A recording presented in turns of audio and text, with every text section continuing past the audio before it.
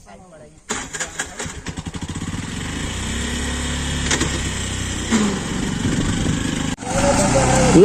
देख्न सक्नुहुन्छ यो मदन भण्डारी निर्माणाधीन अवस्थामा यो चाँजो पुलदेखि यतापट्टि 3 नम्बर वडामा चाहिँ यसरी बाटो यस्तो अवस्था छ।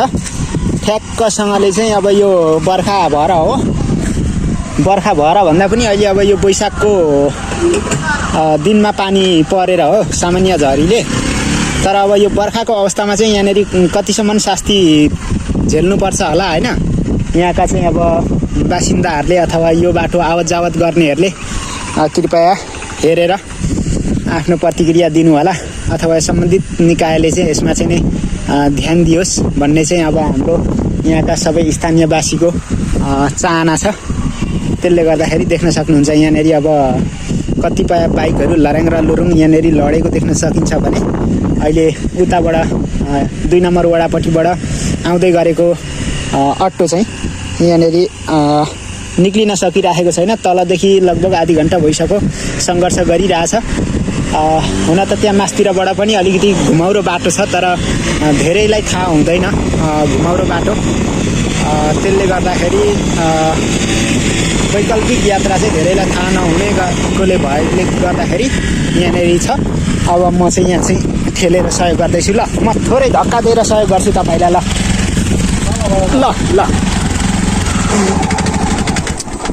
ल त स्टार्ट गरौँ त। यस्तो छ अवस्था हेरौँ। हिलो चाहिँ यहाँबाट सेक्न चाहिँ तर थोरै थोरै साइडबाट छ। ल बल गरौँ, एक गियरमा लगाएर बल गरौँ।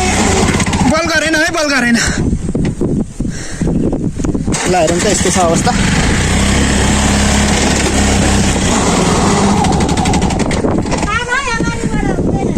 ल बनाइदिउँ त यसबाट, म ठेलिदिन्छु बल गरेर।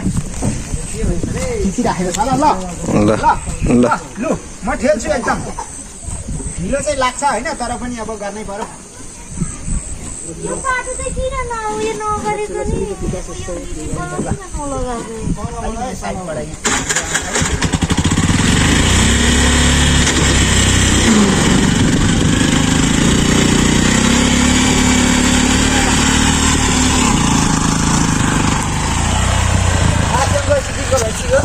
ल साथीहरू सबैले हेरेर यस्तो छ अवस्था